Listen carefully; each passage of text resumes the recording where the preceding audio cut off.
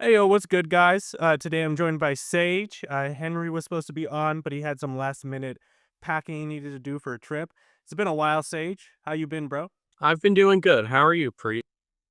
I've been good. I've been good, just chilling, just studying, all that kind of shit, keeping my head down.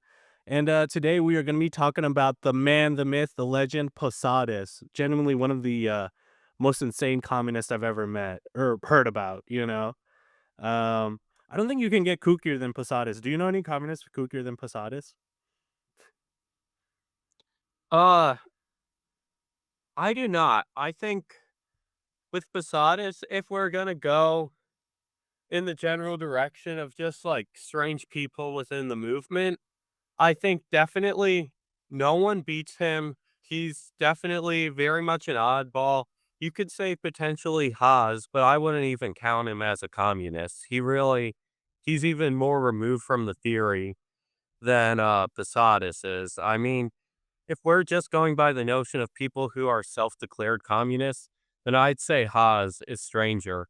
But since isn't really a part of the movement and just yells during streams and shit, I wouldn't call him a communist. I'd say in terms of actual people who are fighting for communism, Gene Roddenberry shares a lot of similarities with Posadas, but he was a fiction writer and Oh, okay. understood that he was dealing with speculative fiction.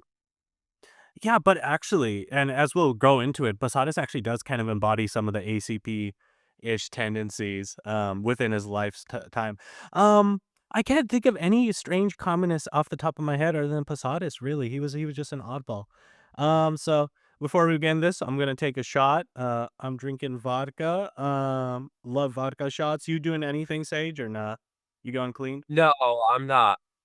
All right, I'm I going. got tomorrow couldn't do anything. I need a little bit of you need a little bit of alcohol to talk about Posadas. So You should definitely. definitely.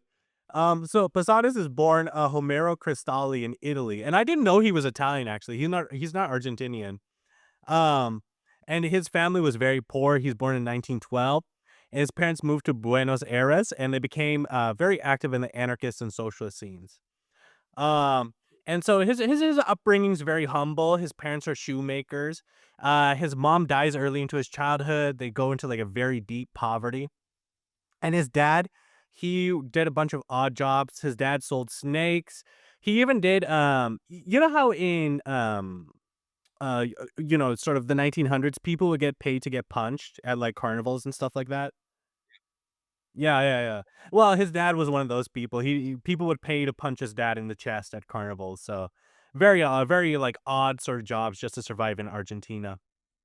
So from an early age, Posadas is like a firm believer in socialist values, right?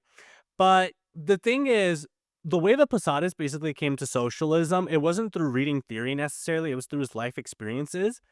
And so throughout his life, his comrades, like one of the biggest complaints he gets from a lot of his comrades is that he didn't really understand socialist theory that well, right? Like, oh, as a leader, he doesn't really understand socialist theory that well. He just sort of became leader through his experience, and that's how he came to the socialist movement. Um, Yeah, so yeah, I think go ahead, Sage. I'm going to say something about that. There's, Yeah. I think, the problem where we see people who are experienced and we mistake that experience for wisdom and theory. We think that those people know how to actually understand dialectics, and rather than train them, we simply give them positions. Like, I think a big example of this is Brezhnev. If you ever read his writings, you see he's very much someone who doesn't understand the theory. He regularly contradicts himself.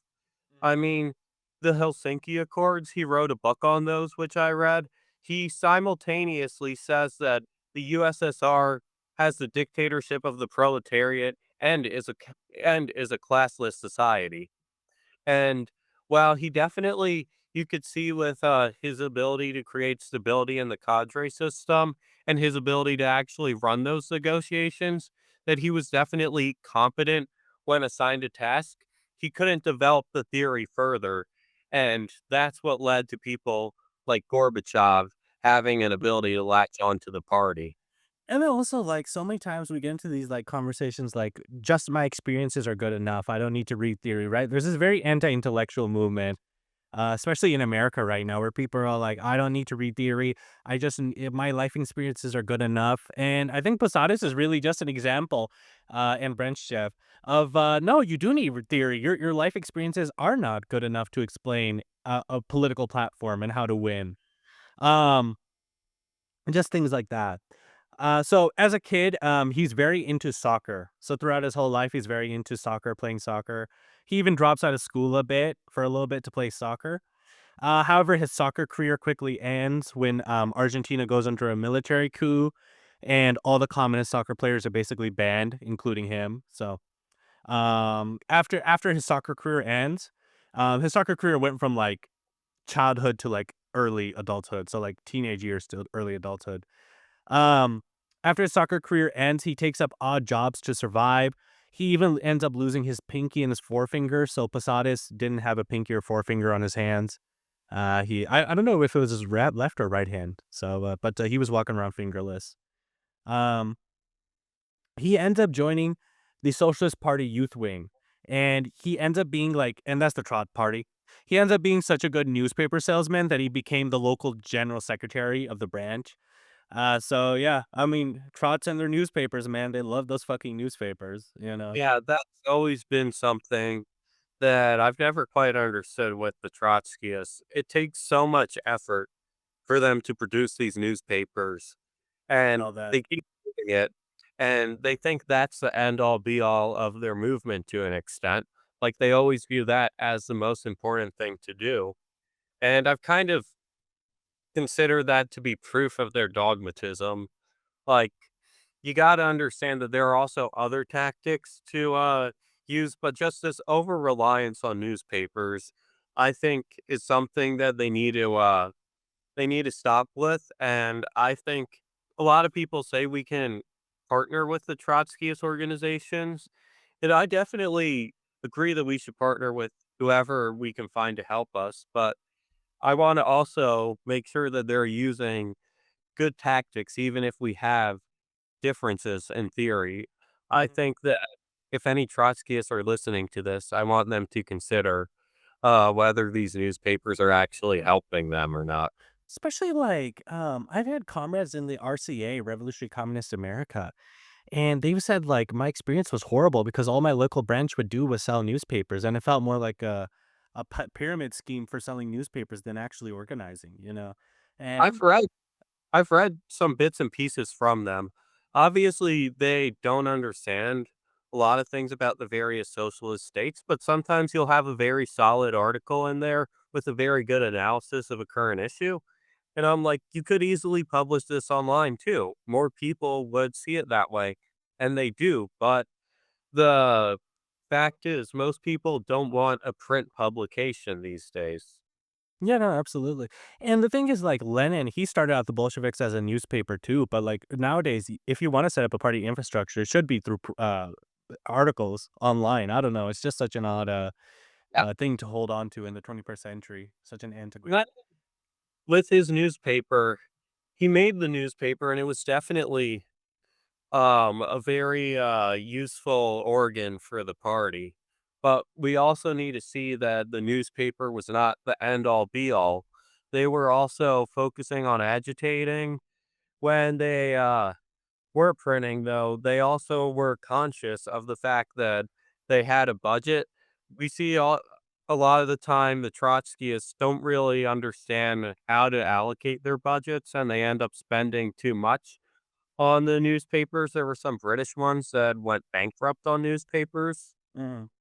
And we need to understand that just seeing, oh, Lenin did something doesn't mean we have to just do that thing every day, 24/7. Yeah, yeah, we can't be stuck in 1911 Russia, of course, um, or 1900s Russia. So Posadas, he becomes like an intermediate member for the left faction of the Trotskyist organizations that supported the Spanish Republican Revolution. So there was a lot of infighting on whether or not they should support that.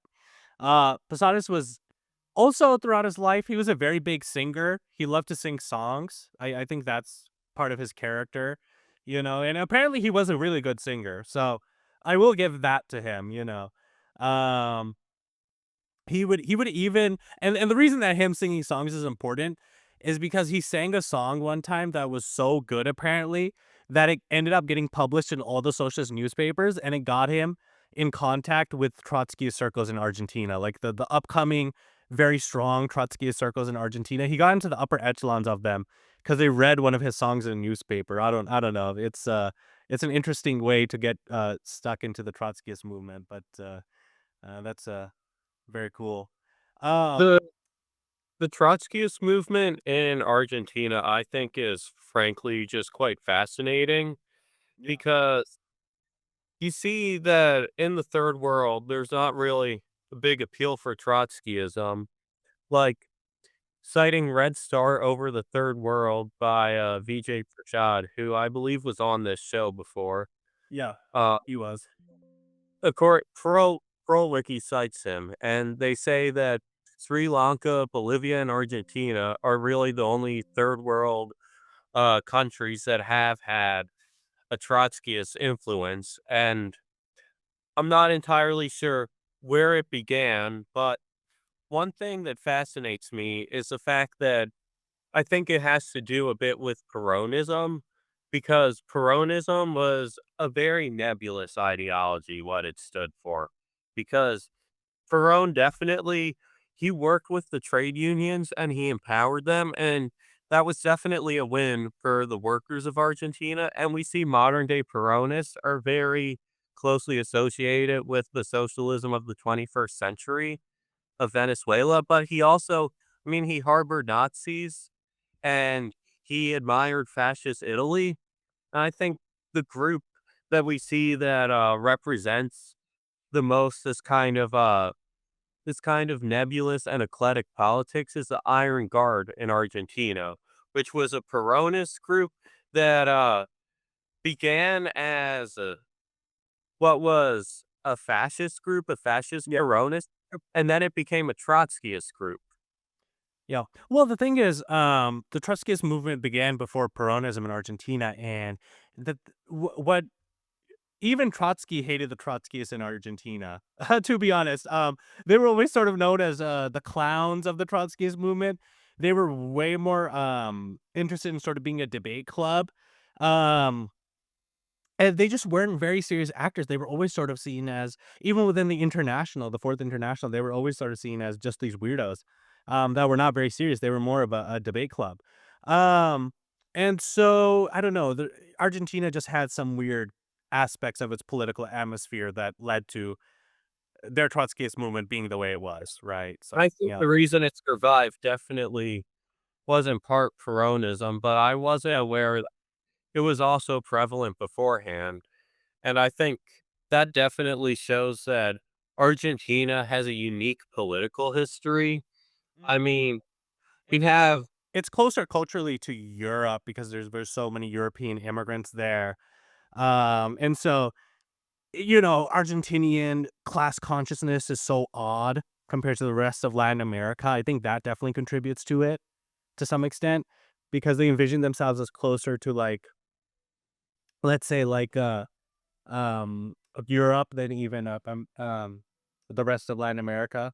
And I don't know. It's just an odd place for politics. Peronism, like you said, it's this weird third way between socialism and fascism and communism. It does empower the unions. It does empower workers, but very much for the state's own essence. And it is willing to go right wing when it needs to protect capital. I would call it Bonapartism, wouldn't you? In a way, yeah, yeah, I'd yeah. say when it was done by Peron, it definitely was. However, the more recent ones I'd say are more genuine socialists. Mm.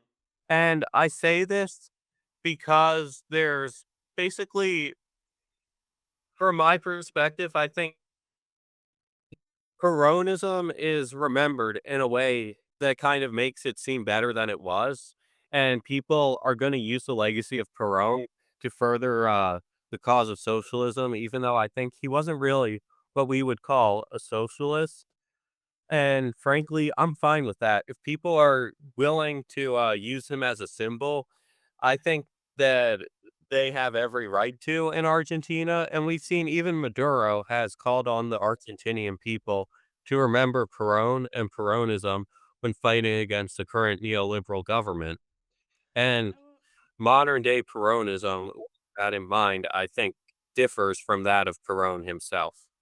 I would push back on that a little. I think it can be used for a little bit of a political positioning, but really, I think socialist movement should break with the idea of Peron ultimately because he was very right wing towards the end of his reign. Um, anyways, moving back on to Posadas.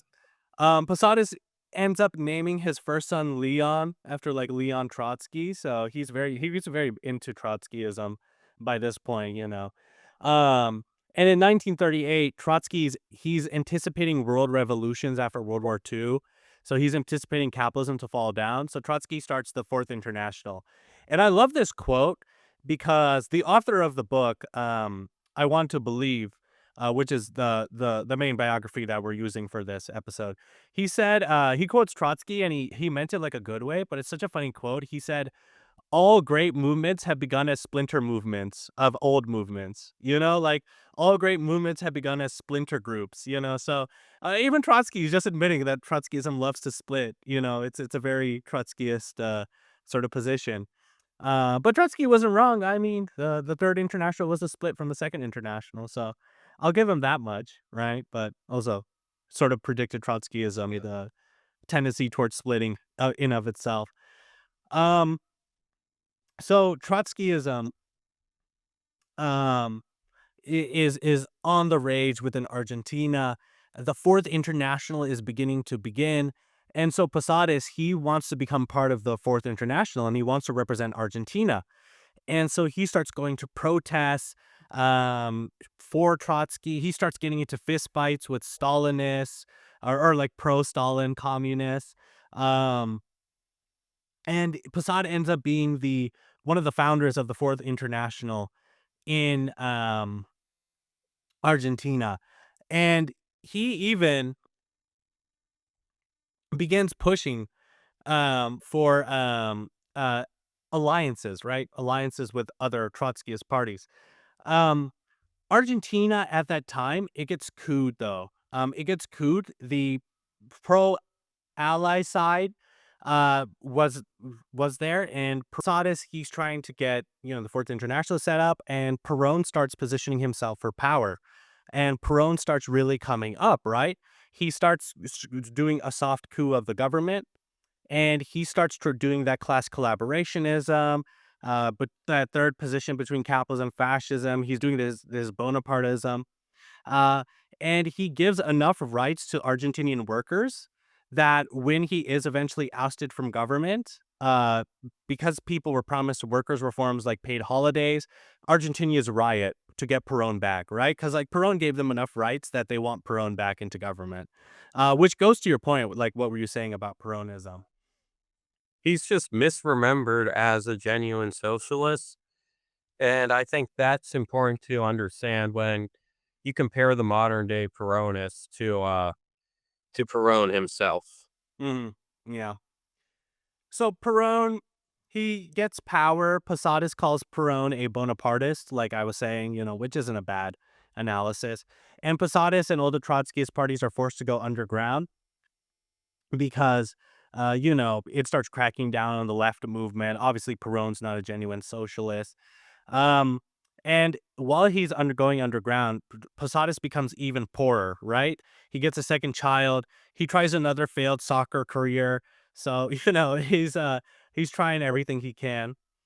Uh Posadas during this time begins writing for party newspapers. And during one argument, there's two people who push back on him and they say, quote, confidently, he raised his butt off the ground and launched a very strong fart, saying to our puzzled faces something like, it was better for us and for him that he had not hold it in. You know, so I, Posadas, like he's a very crude guy, right? Like you can't get into arguments with him. Anytime anybody who's under him uh, under his leadership, gets into arguments with him. He's just a very crude guy who doesn't accept feedback, right? And Yeah. no, go ahead. Oh, there was another incident with him that kind of shows where we see this like very much this inability to debate his points. One time he was debating this guy who's like, "Well, I've read more Marxist theory than you, so I know more." The guy says, "I've read 3 volumes of Das Kapital," and Posadas responds, "Well, I read 6." Yeah. Yeah, no. I remember reading about that, and it was like, well, there's only 4 volumes of Marx's Capital out currently in 2025, right? So And there's even no then, the fourth one technically isn't part of the set, depending on your point of view. yeah, yeah, like Kautsky wrote it, and it's debatable whether or not it's actually a fourth one. I mean, it's insane. I mean, generally, Posadas was such a headstrong guy. He doesn't accept criticism, and he doesn't know his theory. It's just a recipe for disaster in every way. Um, it's such a cautionary tale for like who you put into power in terms of your communist parties. You got to be really careful, and you got to make sure democratic centralism has democracy within it, like that democratic part. Um, yeah, no, yeah. There's this really funny quote from Posadas' comrades. He didn't know much about economics, geography, or world parties, and his shortcomings in scientific fields didn't make him believable at all. So he's just really. And also, they said he was a super paranoid guy because since he barely understood anything, he would believe anything you told him. Right? So he would believe anything that you told him. He was super conspiratorial, super prone to being conspiratorial. Um, a lot of the times he got into fights with the Trotskyist movement underground, the underground Trotskyist movements, and the fights were completely personal fights, right? Um, the guy who you were saying, right, that fight against the 6 volumes of Capital, the guy was Moreno. He was part of the other Trotskyist party, and he was just fighting over who understood theory better. I mean, not even their positions. Uh, so Posadas and the rival party, the Trotskyist party, are headed by Moreno. They end up being invited to the Fourth International with all the rest of the Trot parties. And since they're unable to unify, they both represent Argentina, right? So that's cool, right? Two of these Yeah. guys, very headstrong. They both represent Argentina. Totally not a recipe for disaster, right? Yeah, I think this reminds me a bit of an article on libcom.org Yep. by John Sullivan as soon as this pub closes, where he goes into detail about all the British Trotskyist groups. And he'll bring up some and he'll be like, this is just a split based on personal grounds, and no one knew why it happened. I think just this very much Trotskyism seems like basically a lot of people just trying to be the main character, I think, and we see again with like this very headstrong aspect. That was what Trotsky himself was like. I mean, you could argue that the split, a lot of it with his inconsistent ideology that he'd retroactively changed to make himself seem better than Stalin. I think a lot of it was so he could position himself as the hero of the story. Yeah, yeah. And so the thing is too, like Posadas ends up becoming essentially a bureaucrat within the Fourth International who's like everything that Trotskyism warned against, right? And it's like if you had these kinds of bureaucrats in the Trotskyist movement, I don't know. It's like your critiques aren't that strong if you're embodying them yourself, right? Yeah. So Posadas, he's in the Latin American section of the Fourth International. However, like Posadas is so slimy, he withholds funds for the international. Like, leaders heavily disagree with each other over Stalin, the USSR, communist parties, and for Posadas, he starts embodying right because this is the beginning of the nuclear age, right? Nukes are just Yeah. beginning to come out. They're under Project Manhattan. Posadas he begins to debate the role for nukes in the post World War II. Um, in addition to that, you know how I said, Posadas, his comrades describe him as sort of a fucking idiot who believes anything, right? Um, so World War II is wrapping up. The nukes have been launched. We're in the nuclear age now, and flying saucer mania grips America, right? the Roswell alien crash in New Mexico, shit like that. And so with the nukes and the aliens, this begins to shape his ideology. So the main guy who shaped Posadas' ideology, his name was Dante Minazzoli. He's another Italian guy, right? So we really have the Italians to thank for Posadism, I feel like, right? It's a uniquely Italian ideology. Yeah, Italian Argentinian, right? No? Yeah, Yeah, yeah, yeah. yeah. Something in the spaghetti sauce or whatever. Yeah. Cordelia. Yeah. Yeah, yeah. Yeah, Bordiga, yeah, yeah, there's something definitely in the spaghetti sauce of Italy. I think their Yeah, only good communist was, Gramsci, the Italian. yeah. I like Togliatti too. I'm currently reading a book by him called Lectures on Fascism. I think he was also one of the more confident ones with Kromsky. Yeah. I'll even say Bordiga has a couple good writings. They're not all that bad, but, there's definitely something in the spaghetti sauce. Um Yeah, So Dante Minazzoli, he carries on this tradition that was part of the original Bolsheviks, and it's a super cool tradition. It's called the Bolshevik Futurists, right? The Bolshevik Futurists, they were part of Lenin's Bolshevik Party, and they were super niche movement. They believed that aliens existed and that if humans achieved socialism, they would be able to travel in space and begin contacting alien life. This tradition did get heavily purged under Stalin, unfortunately. But many made their way into the sort of the Trotskyist movement. So that is like a Stalin L, I will say, purging the Bolshevik futurists. They were super cool in my opinion. Um, yeah. I think there were definitely a lot of things going on during that time, and I think, yeah, Stalin definitely made an error there, Mm. but it's like, I mean, he was under a lot of stress during that time. It was like constant attacks. I understand the vigilance, but I also recognize that it could be flawed. yeah, yeah, a lot of good groups got caught up in the purges and things like that. Genuine groups. So Posadas finds himself in Dante Minazzoli and the Bolshevik futurist sort of sphere, right? Because the Trotskyist movement continues it. And so the Trotskyists in Argentina, they begin to believe that capitalism's end was near. And, the Chinese, Mao Zedong winning, it's sort of signifying the end of capitalism. And that within this new situation, nuclear destruction is actually good, right? Because they believe that accelerationism is the key, right? So they believe if we can get world war and nuclear destruction, we can move the world into communism, right? That's the only way to move into communism is new world wars and new nuclear destruction. So if we can speed that up, we can get communism, Yeah, right? I want to say a point on that. Yeah. I think it's definitely true that there would be more class consciousness if the bourgeoisie engaged in nuclear war, and the state apparatus would definitely be weakened. So, while I think it would be easier to have a revolution, I think the death toll is too high to I think even we would all be consider it. dead. I don't think there would be human life. There would be some people surviving, a few thousand, but Yeah. again, it's not worth it.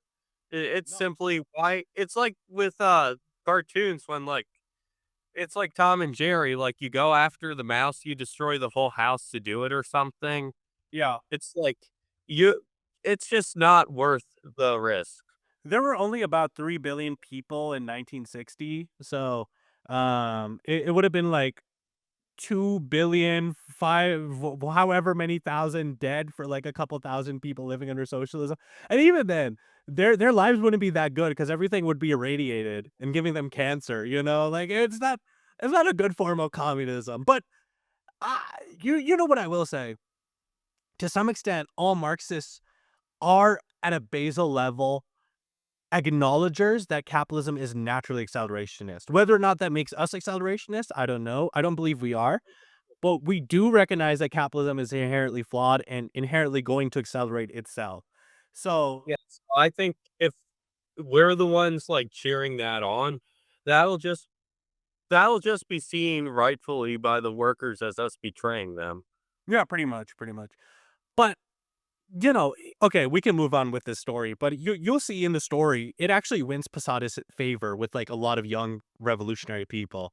Um, so Posadas, he begins implementing this pro-nuclear war, pro-world wars into his ideology, right? He's like, let's get World War started right away. Another world war. We just came out of World War II. We need another one. And we need nuclear warfare right now to get communism.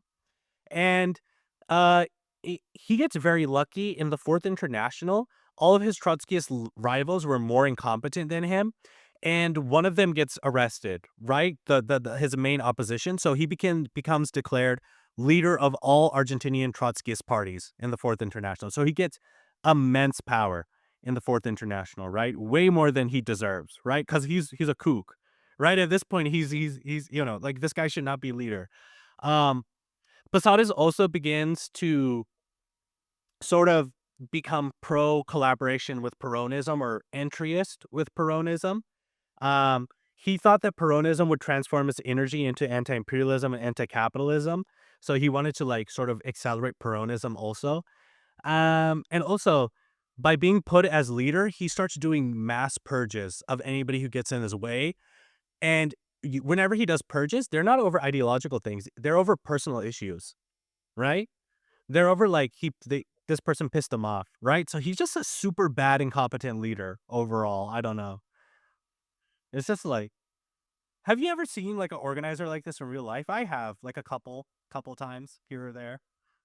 Fortunately, I think I've avoided a lot of that, and we see he's also in terms of how he treated the people within his group.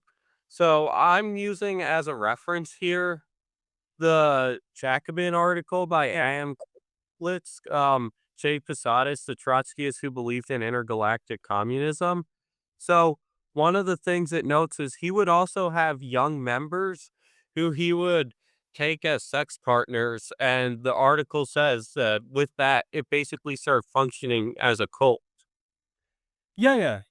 And he's very hypocritical with the way he treats sex, right?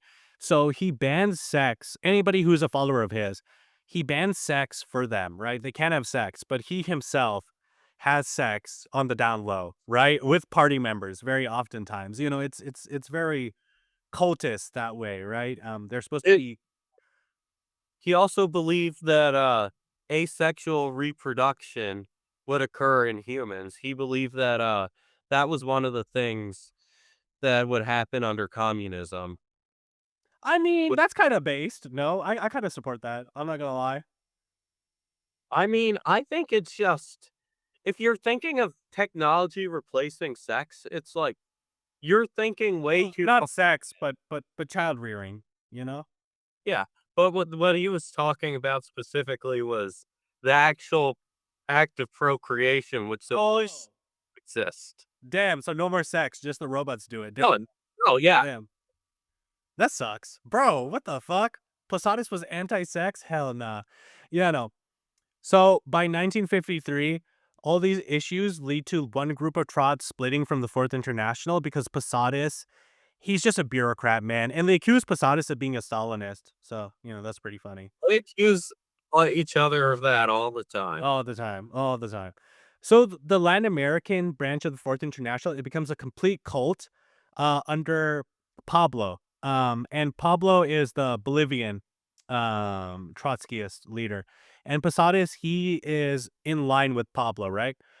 He agrees with everything that Pablo does, and anytime Pablo proposes something, he gets 100%, like almost 100% across the board yes votes on it, right? So the party's just a dictatorship under him and Posadas essentially. Um, so in 1955, Peron in Argentina is couped, right? So Peron was the leader by their military, and it leads to a sudden revival of the Argentinian left, which Posadas immediately pounces on and starts pushing some candidates in the elections. However, none of the candidates win. They did manage to get 15,000 votes though. So Posadas was doing pretty well for himself during that time. But this is the oddest thing, right? Posadas, at the same time while this is happening, this election thing, the Cuban Revolution wins. And there are trots within the Cuban Revolution, right? When the Cuban Revolution first started out, it was very trot heavy within the ranks of Castro's movement. And the Fourth International and Posadas immediately set up connections with the new Castro government, right? And so you've got this alien believing World War pushing, pro nukes pushing guy with direct contact with Castro, right? And the Cuban Revolution. It's such an odd marriage in history. No? Yeah.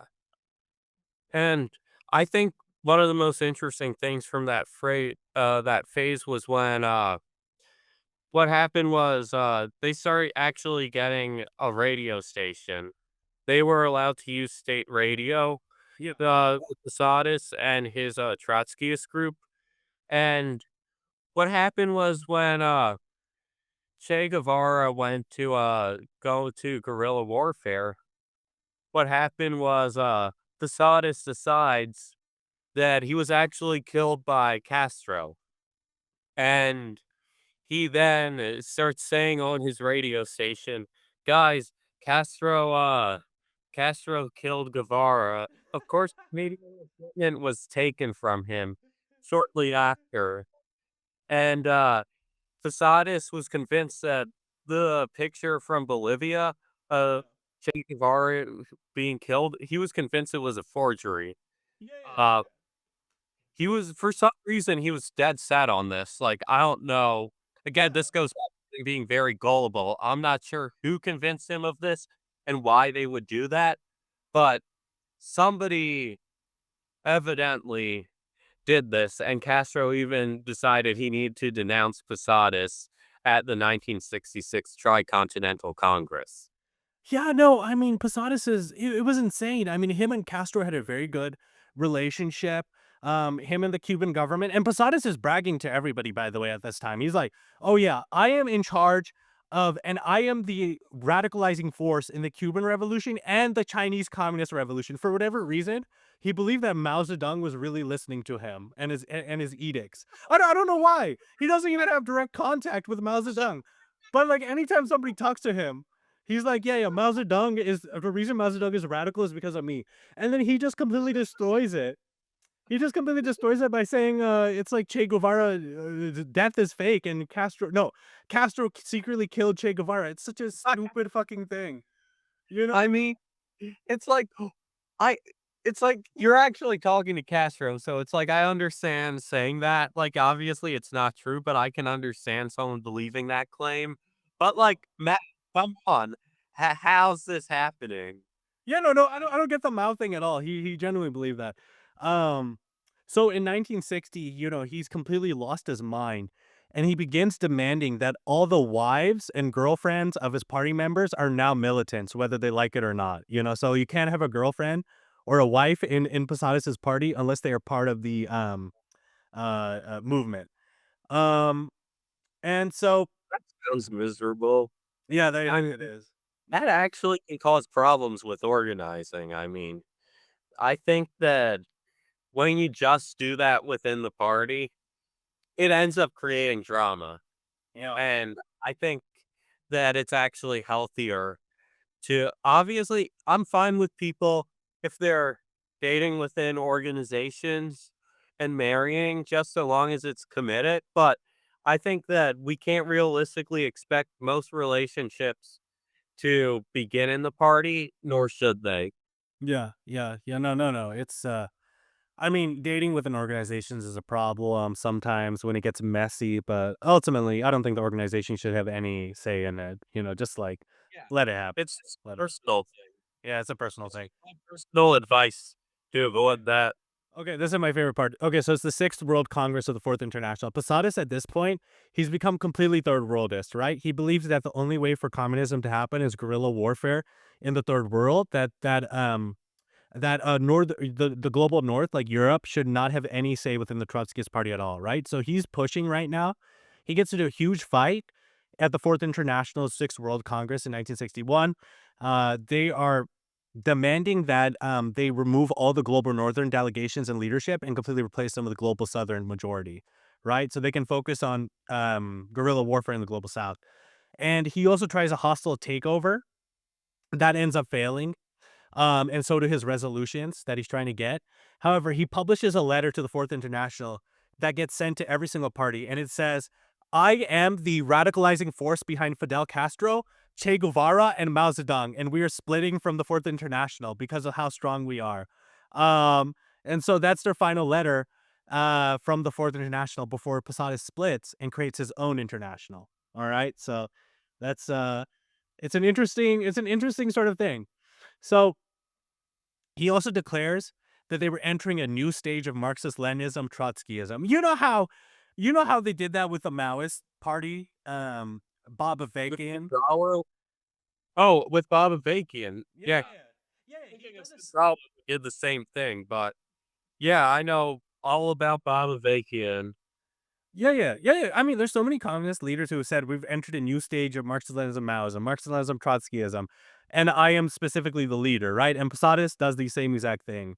So I don't know. It's just Yeah, I think I prefer what the Chinese do, which is say we entered a new stage of our development.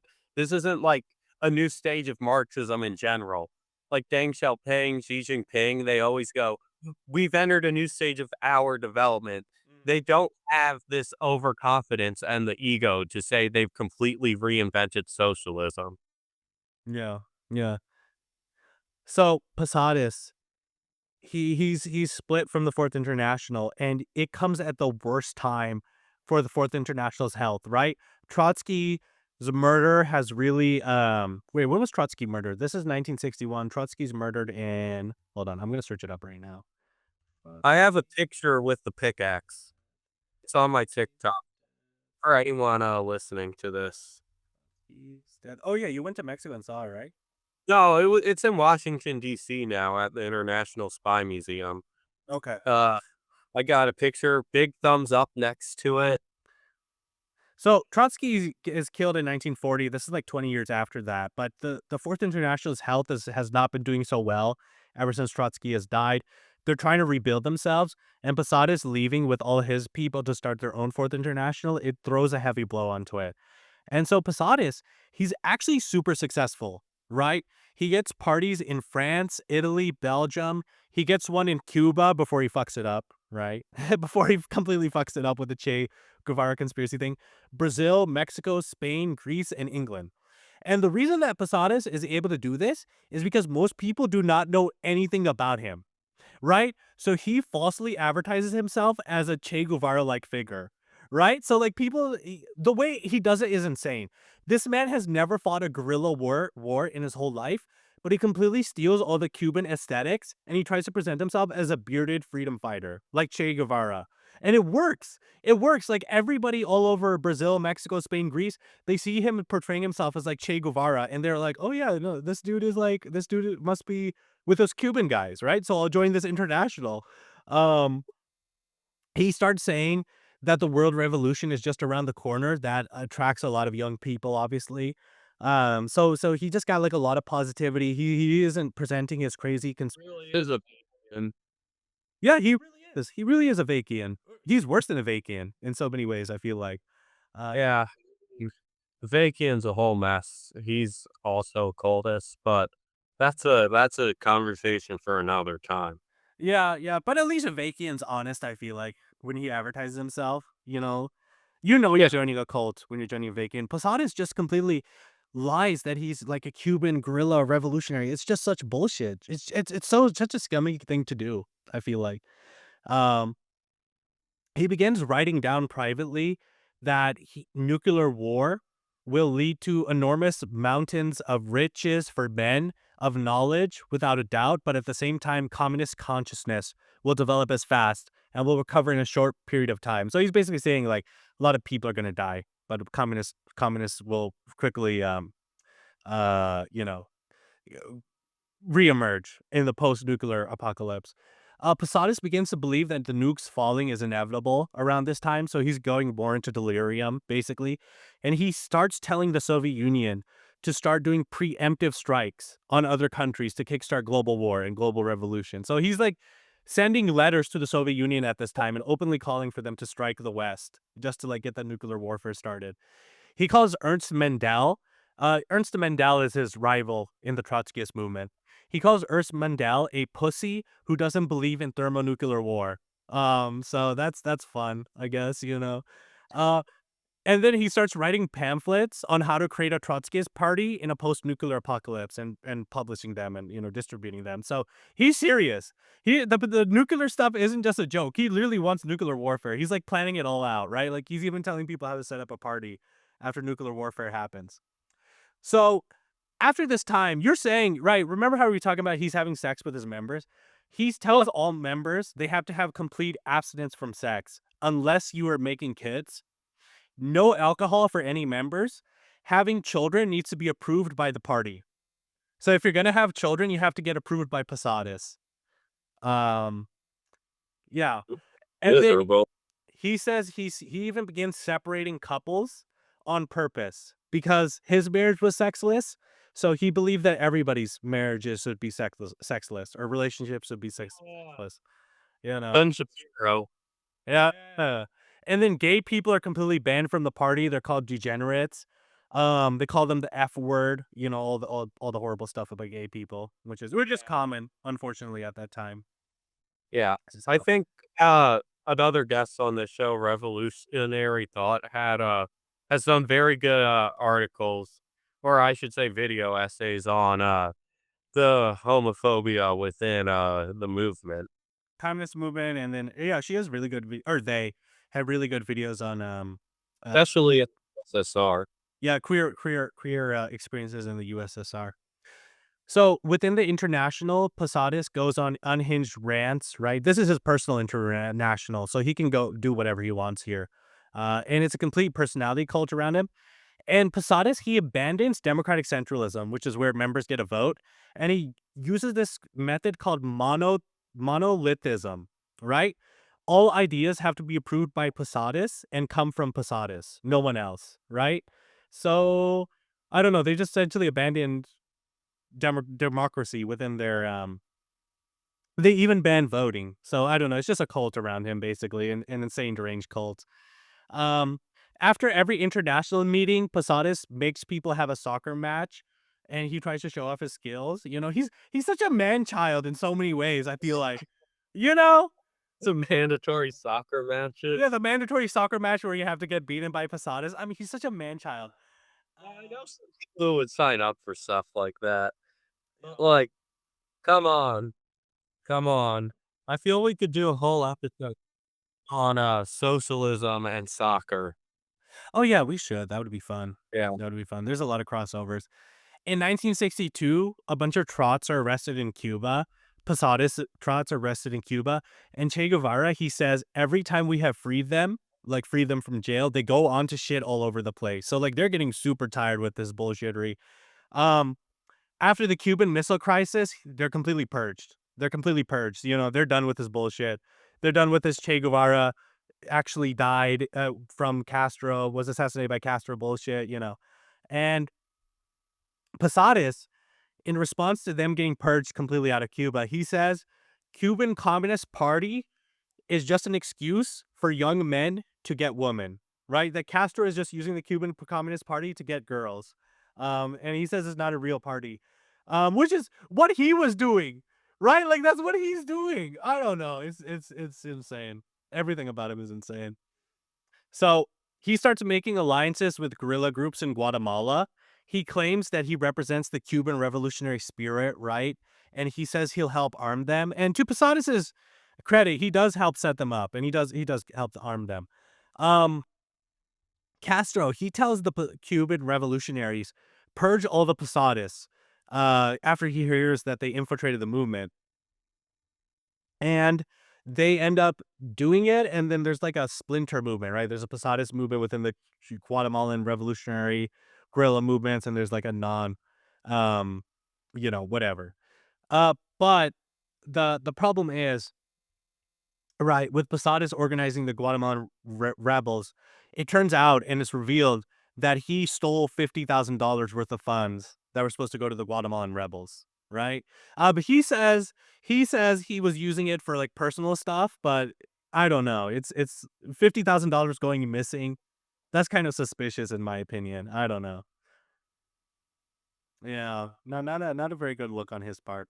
Yeah, But and I wanna say, so with the eventual betrayal of the Cuban Revolution, I think we see this with a lot of Trotskyists, that they always seem to somehow end up betraying the revolutions. Like, we see right now in China, there's, in the Hong Kong legislature, there was a member named, Leon Kwok Hung. I'm definitely butchering his name, but he was a Trotskyist with a he always had a Che Guevara t-shirt, but he was also against the extradition law in China, and I mean, that law was for safety, and it was definitely being turned into an issue for a color revolution, and this guy who should have been a genuine Marxist just fell for it completely, and this is where you see this, skepticism of Trotskyists from other people in the communist movement. The fact that they're so willing to be aligned with imperialism, is if not explicitly allied with it, I think that's where we see one of their biggest weaknesses. Well, that isn't necessarily a weakness with Posadas, though. Well, he is fighting with Castro with the Guatemalan revolutionaries. That is him aligning with imperialism. Yeah, I would say that much. But his main issue is that he's setting up guerrilla groups, peasant communes in Brazil and Guatemala. That's his plan, right? Third worldism through peasant communes, right? But the issue is that what happens ends up happening with every one of the communes he sets up is that they're not mobile, right? They're just in villages. And so they get really quickly just cracked down upon by the Brazilian and Guatemalan state, right? They should have been mobile. They should have been more flexible in terms of their war. It almost seems like he's trying to invent people's war, like Maoist people's war, but he's doing it in a shittier way, right? Like he's setting up these communes that just end up getting completely Yeah. cracked down upon. Of course, his leadership doesn't help. By the end of the 60s, his parts international is just bleeding members because he's insane. He's fighting with members. He's going on rants. He's sort of losing his mind by this point. Minnezzoli, you're right, the Italian guy who was the futurist, right, the Bolshevik futurist, he sees this as a perfect opportunity now that Posadas is sort of losing his mind to get the party to officially recognize that aliens exist, and Posadas goes along with it, right? Posadas starts publishing it, and so they become known as the international that believes that aliens exist, right? So there you go. Now you have aliens, pro nukes, and pro world war, right? So Posadism has finally been created by 1960. In 1968, they're organizing in Uruguay, and Posad and 26 people end up getting arrested by the Uruguayan dictatorship. So Uruguay is going through some shit during that time. They're going under a dictatorship. Um, Uruguay in the modern day is apparently a super cool place to visit. Like they have a relatively high living index. They have they have legalized weed. So if you want to take a trip, go to Uruguay. I would say, if you want to go to Latin America, it's right under Brazil. It's a pretty cool place, in my opinion. I mean, they also had, a really good president, Jose Mujica, who, he was, one of the guerrillas himself, and I think definitely his influence, and he was still definitely a socialist even during his presidency, and I mean, he had a Che Guevara poster. I think his social influence definitely helped with that. Mm. Yeah, yeah, in so many ways, and he's one of the poorest presidents on earth. I mean, Uruguay is a pretty cool country, I would say, overall. Yeah. Yeah. Yeah, I admire that man greatly. I think you lost a great hero when he died. Yeah. Yeah, he died very recently too. So Posadas, he ends up getting Yeah. deported to Chile. Allende, of all people, Allende is not president yet; he's senator. Salvador Allende, of all people, he actually negotiated for Posadas to escape from Uruguayan prison. So that's the weird thing. Like Posadas' hands were everywhere. Loki, he was right that his hands were everywhere. I don't know if he was actually the person radicalizing Mao Zedong, but he did have the connections. I will give him that much. Yeah, Right? funny though, also that it's like the genuine socialists keep helping this man out. And this is very much how Trotsky himself was during his career. You have the genuine socialists always extending their hand. And then it's always the betrayal by the people like Trotsky. Like Trotsky was given all these second chances by Lenin and Stalin and just completely flushed them down the toilet. I mean, Yeah. So his Italian branch is weaker than his that's right. He ends up getting deported to Italy after Chile because Chile doesn't want him, obviously, and they can't hold him. So he ends up getting deported to Italy, where nobody gives a fuck about Posadas, because this is an entirely like Latin American affair. And his Italian branch is weaker, but he's able to immediately then like assert control over the Italian branch of his Fourth International, and his Italian followers even end up like one of them even ends up naming his son after Posadas. So I don't know. They're just sort of losing their minds at this point. It's a complete personality cult. Um, Posadas also starts seeing hallucinations during this time. They're mostly hallucinations of like men doing socialist victory. I don't know. It's a very strange part of his life, his Italian affair. In Italy, Posadas ends up setting up a meeting with the Soviet Union. Right, he ends up actually getting a meeting with the Soviet negotiator. Right, um, and he's talking to the Soviet negotiator. His name is Ponomarev. It's a Russian name. I'm fucking it up. And after the meeting, Ponomarev talking to Posadas, he immediately says Trotskyism is an instrument of anti-communism. He publishes that newspaper because Posadas is just insane. The entire meeting with Ponomarev, apparently all Posadas does is he brags about how cool he is, how much influence he has, how strong he is, how he's going to lead the world revolution. I mean, it's just insanity. Uh, to Posadas, though, it means that the Soviets are afraid of him, right? So the fact that Pomerev wrote something bad about him, it means that the Soviets are so close to falling to Trotskyism, right? His branch of Trotskyism. So I don't know. It's a very self-serving sort of ego that Posadas had. Um, in Argentina, Perón gets back into power, and the left wing there were some left-wing elements that carried out attacks and some right-wing elements that also carried out attacks, but they pretended to be left-wing. It's sort of crazy, but basically, right-wingers, they tried to assassinate Perón and try to blame it on leftists so that they could do fascism, right? It was sort of their own trying to do their own Reichstag fire. And Perón, he blames Posadas for heading the attack against him, right? And Posadas has nothing to do with the attack against Perón. But really, the reason that Perón did it was to sort of delegitimize the entire left, right? And claim that they're all these kooky, alien loving people. But because Perón's mentioned Posadas, Posadas becomes a national figure within Argentina, right? Newspapers make fun of him. Everybody makes fun of him. He becomes a meme overnight because he is a very goofy guy. I mean, this alien loving, pro nuclear war trot who's in Italy right now, who doesn't believe in sex. It just becomes like he becomes like a figure of national ridicule, right? He becomes like a laughing stock overnight. And Posadas's followers, they begin getting disappeared by Perón, including his son-in-law, who's killed by the dictatorship. It's just like I don't know. It's just not a good time for Posadas. I will say it's kind of sad that his son-in-law got killed. I mean, I don't support that at all. You know, that is a genuine. yeah, that's just Yeah. Yeah.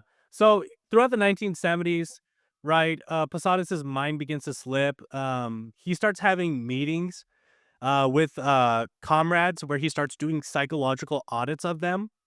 Instead of actual like talking theory, he starts like trying to psychoanalyze the comrades within his party. He ends up backing Gaddafi, Baathism, Saddam Hussein, and Pinochet. He was weirdly pro Pinochet. Even though Allende negotiated for him, he thought that Pinochet would accelerate global revolution, sort of like in an accelerationist way. Like, oh, if Pinochet does what he does, then the leftists will win, right? So I don't know what's going on there. He even backs the Greek fascists during there. this time. He backs the Greek fascist junta during this time. He's super accelerationist, just basically and third worldist, like to a ridiculous degree, where he's even backing fascists. He even during this time he's in Italy, so he has no idea what's going on in Latin America. He starts calling for guerrilla campaigns every single day, and he starts believing that Latin America is on the cusp of getting a guerrilla warfare, third worldist revolution. In reality, the leftist movements in the 1970s in Latin America are the weakest they ever have been, right? Like they're getting completely crushed by right-wing dictators. Um, Posadas, he begins randomly purging his party. He blames a lot of people for the failure of Posadism. He starts saying, they're the reasons that the party's failing.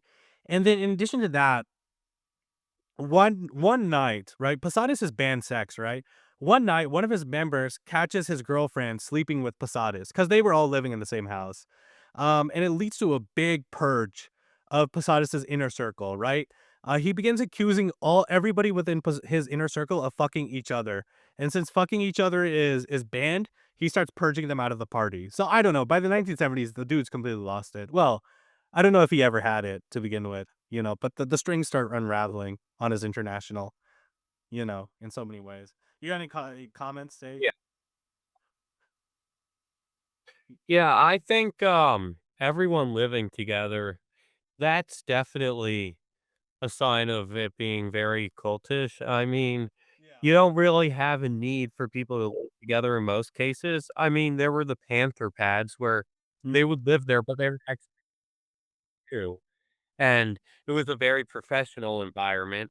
Like had rules there. It wasn't just, oh, we're sharing a space. It's we're all living together so we can have this training experience. I think if you're in that case, such an event was okay. But then you see stuff like this. It's like there's really no need for people to be forced to live together for a revolution. Yeah. Yeah, and also he's cheating on his wife. I mean, that's a very Trotskyist thing to do though. He did emulate Trotsky to Yeah. cheat on his wife. That's fair. Um At the 10th Congress of the Posadas International in 1975, he declares, quote, only nuclear war, blasting to nothing the old world structures, could clear the path to complete regeneration, end quote. In his last year of life, he starts believing that humans, through entering the space age, would be able to shed their human individualism and they would become in communion with all of nature. So he starts calling for unity between humans, the cosmos, nature, and dolphins. Okay, so the dolphins thing is super interesting. In his last year of life, there were these studies done in Russia, right, by this one nun, and they were super pseudoscientific, right? But basically, what the study said was that you should give. Okay, it's a long story, but basically, there was a movement in Russia where people were giving birth to their children in the ocean, right? So people would, when they're giving birth, they step into the ocean and they pop out the baby in the water, right? And they believe this gave their baby special powers.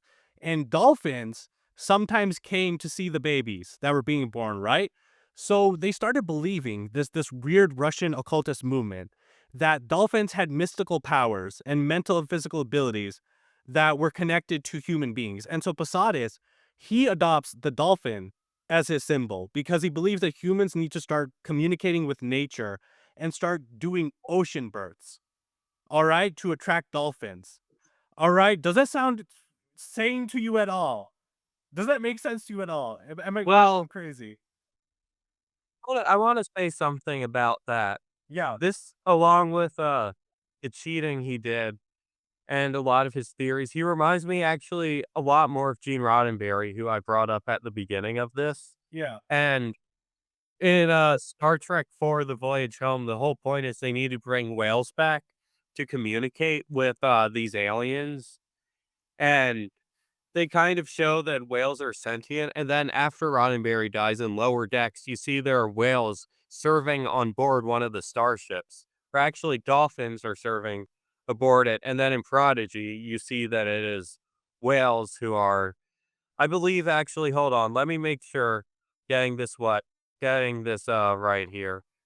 Yeah, it's whales in both series. So there are whales that are serving as sentient members on these starships in Star Trek, and I think this is why, even though we don't explicitly hear this from the people working on the show, I'm convinced they definitely knew of Posadas because the themes of the show definitely resemble the things Posadas talked about. And if we're gonna go off of in the 60s, 70s, and 80s, people were also just weird about sea animals, like whales and dolphins. They were just they Yeah, and I think it's possible for them to be sentient. I mean, I'm not gonna knock the theory. I know some people are saying it. I find it kind of unlikely, but I'm willing to have my mind changed. But I don't think we should be basing our theories of revolution on very untested scientific ideas, scientific theories that haven't Does actually been proven Posadas yet. okay, so this is the kicker. Posadas says, "If enough people have their babies in the ocean, humanity will evolve into a new superior race." So, yeah, that's his plan for evolution. Yeah, yeah, that's his plan. Anyways, and he says in the future, eating and sleeping will become functions as automatic as blinking an eyelid or speaking today. And he starts believing in advances technology, social organization. I think this is when he started doing that what do you call it? Asexual reproduction thing. He says there will be no more desire for sex. No longer will food, plants, and animals be commodified. And he also said every single family will have a pet dolphin. That's his utopia. Every single family has a pet dolphin. Well, how can they be our partners then? That's what I want to know. I don't know. Can't be partners in our society. Like, Yeah. if they're our pets, I mean, Also, it's not like a become dog, vegan. like a dog. He also believes we're gonna be union with nature, but he didn't become vegan. Like I don't know. It's odd. He Yeah, says that humans will I end think up. No, go ahead. I think the commodification of animals is definitely. I'm glad someone brought that up. I hope it would be someone more sane. I think we should definitely still continue to have meat-based food because obviously it's a staple of our culture. It has nutritional value. It's not going away, but we can't be doing what we're doing right now, wasting it. And we also need to stop commodifying animal companionship because things like puppy mills are an atrocity in our society. Yeah, and so is factory farming. Honestly, yeah. Like I'll still eat meat, but Yeah. I don't believe in factory farming really. I think we need better ways of farming. There we need to be, yeah, responsible at our farming. Yeah, and also it's just not environmentally advantageous, in many ways. Um, and then Posada says we're gonna live up to 160 years. Like the human lifespan will go up to 160 years if we do this dolphin, ocean, asexual reproduction, human evolution thing. I don't know. He starts losing his mind definitely. Towards the end of the 1970s, he's going completely crazy. He's going days without sleep. He starts writing about the origins of life, and he starts watching films and starts writing like film reviews, like movie critiques. Um, and he starts writing about human history. By 1980, he ends up uh, sort of having an affair within the party, and he almost drives the girl he's having an affair within the party to suicide. It's just a mess. His life is a mess. And then in 1981, he dies of a heart attack. So, there you go. Before he died though, he said, quote, soon all animals will live side by side with humans, just like cats and dogs. There's going to come two dolphins by my side. You will see. I'm going to manifest the desire to be helped, accompanied, and taught by dolphins, and they're going to come. But the dolphins never came. He just died in his deathbed. So I don't know. I think he might have been having some deliriums there. Um, and then since then, Yeah. his Posad's Fourth International, it's still alive today, in case people don't know. It's headed by his son. His son is a little bit less crazy. He supports North Korea, Cuba, Syria, and yeah, but they're sort of a fringe group that doesn't really have any membership. So I don't know, but it still exists. Yeah. Yeah. Yeah, I think with, Dolphins by his side, there was a comic Brute Force, and it was by Marvel. It's what if we gave animals the ability to talk? And I think the book itself was very much kind of a meme in the comic community. I Yeah. think the Posadas just gave into, just like fantasies essentially. Like it's fun to imagine what if animals lived with us? That would be fun and like they could be our friends. And like what if everyone became like a superhuman who was born in the sea, I think he definitely had a bit of trouble distinguishing like, "Oh, that would be cool, that's a fun idea," from, "Oh, we this is something that's feasible." I think he struggled with that a lot. I think really the issue is, and this is somewhat of an issue of just like democratic centralism in general, is just like we need to be able to vote out leaders a lot easier because crazy people like Posadas do end up getting in power. Well, Posadas didn't operate under democratic centralism; he operated under monothelism. But really, I mean, we need to be careful with our leadership. We can't end up like there's no way this dude should have been a leader. He was clearly in some sort of delirium. He should have been Yeah, with a psychologist, or something like that, something of that sort. Not a leader of a party. yeah, and that's definitely a dangerous thing. We should always be aware, but we also need to realize that, I'd argue we do a bit better at this than the capitalists. I mean, look at their leaders, Elon Musk, Donald Trump. I mean, they're definitely more insane than Posadas ever could be, but nonetheless, we still have to make sure people like Posadas do not take power. I mean, we just received the news very recently, as of the recording of this, that Donald Trump is gonna restart nuclear testing in America. So he's gonna start dropping nuclear bombs again. So I don't know. I mean, I feel like Posadas has won to some Might be extent. You know? Posadas.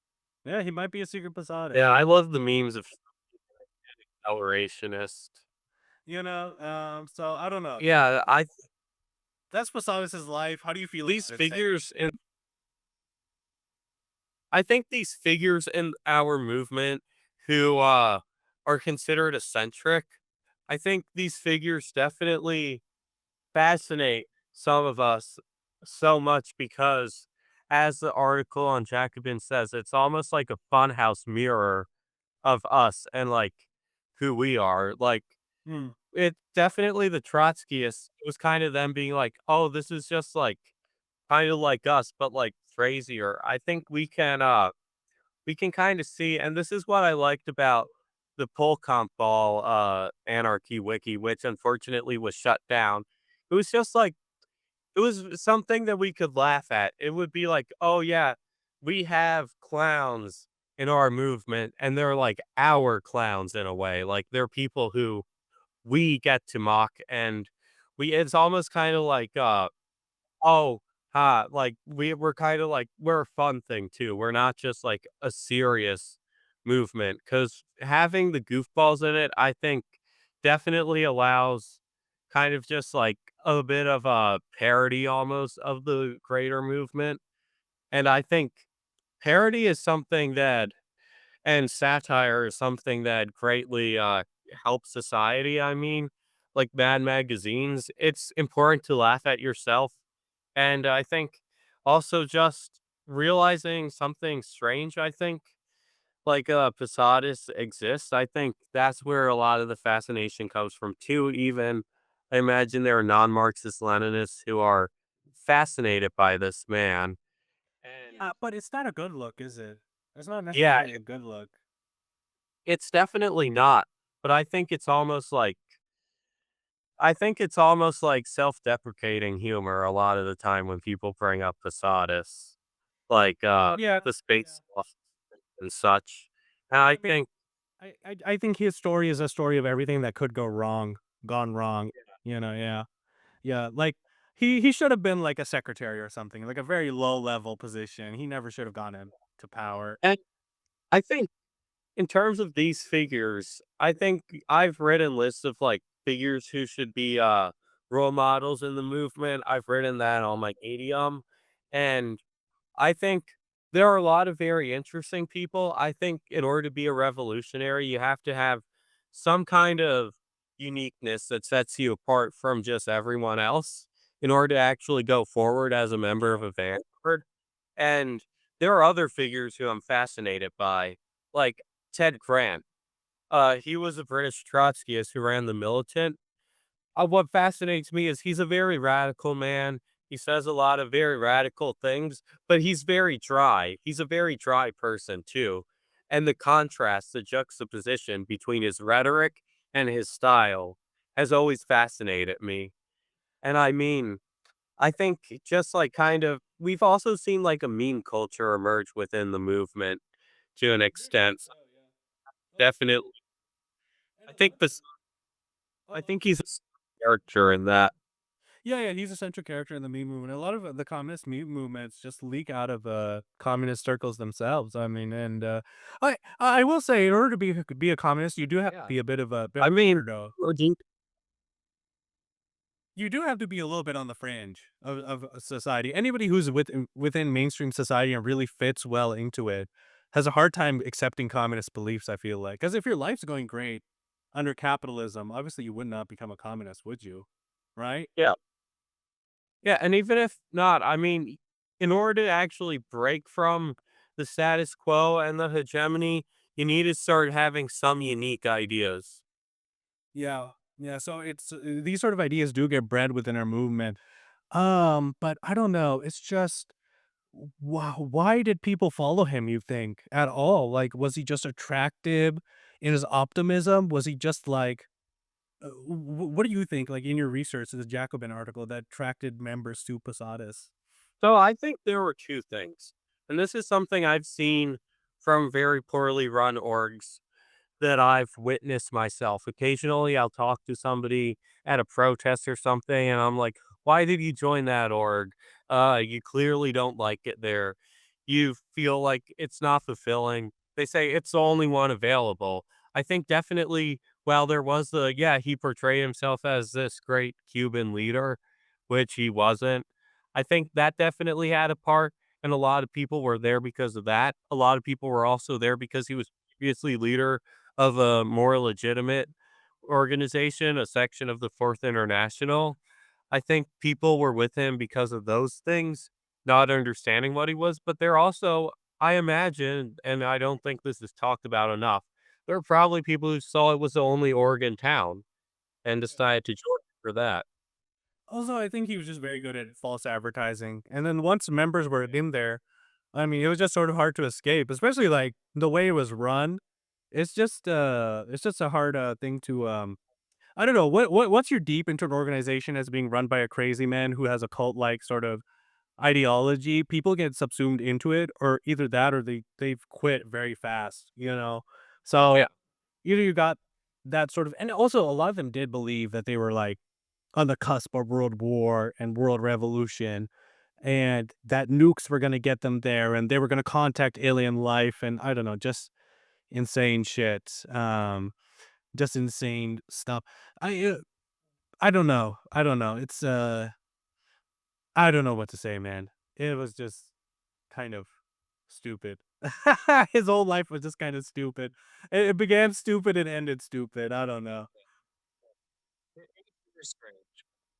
Very strange. Yeah, and again, there's always room, I think, for goofballs in the movement. I think there's definitely some levity when we discuss that. It's kind of like, oh, well, if we're gonna be talking about like essentially the characters in the movement, because people I think, talking about the more ridiculous people definitely just I think the appeal of them nowadays as, like, a meme just comes from the fact that, oh, if you're viewing the movement as, like, a collection of characters, which, of course, we see in, like, communist meme culture, like Fidel and Che being best friends, Marx and Engels being besties, and, like, people will write stuff about, like, Marx, Engels, Lenin, and Stalin hanging out with Bordiga. Like, people will write situations like that. I think just viewing Posadas as kind of a an oddball within the movement, who people within the movement can laugh at, while still remaining within the confines of the movement, not having to draw from, like, other political ideologies.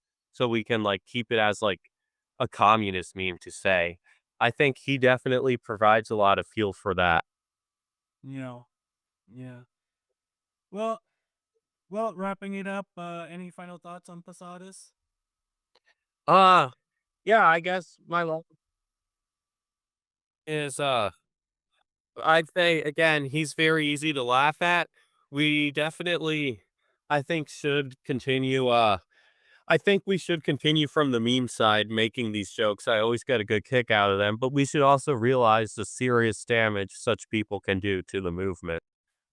Yeah, yeah, absolutely. Just realize, laugh at him, but also view Posadas as a cautionary tale. Anybody could end up in a or international like Posadas is. Anybody could end up like Posadas. Read your fucking theory. Don't be too delirious. If you feel like your mental health is slipping, seek help. Don't lead a party. You know, like if Yeah, you're having an episode, a lot of my good friends have had episodes. We always say seek help. We don't let them stay, stuck in situations where they're gonna hurt themselves or hurt other people. Make sure you have a good support network around you, and, yeah, if you're going through something right now, seek help, don't lead a party. That's all I gotta say, you know? Um, yeah, or you can lead a party, but just seek help. That's all we need you to do, you know? And we're if you're comrades. leaving a party, make sure your struggles aren't affecting that. Absolutely. Don't be afraid to drop out if you need to for mental health. And we're all comrades and we're all here to help each other out, you know? And yeah, the dolphin, alien, nuclear war, world war will lead us to communism. I 100% believe it. I'm a Posadas now. Yeah. All right, bro. Yeah, it's See, the yeah. Vulcans who help us too. See ya. Thank you for listening to the Pokepreet podcast. If you want to support our podcast, you can always head down to our Patreon where you can get episodes up to a month early. Workers of the world unite. Long live the immortal science of Marxist Leninism. Thank you.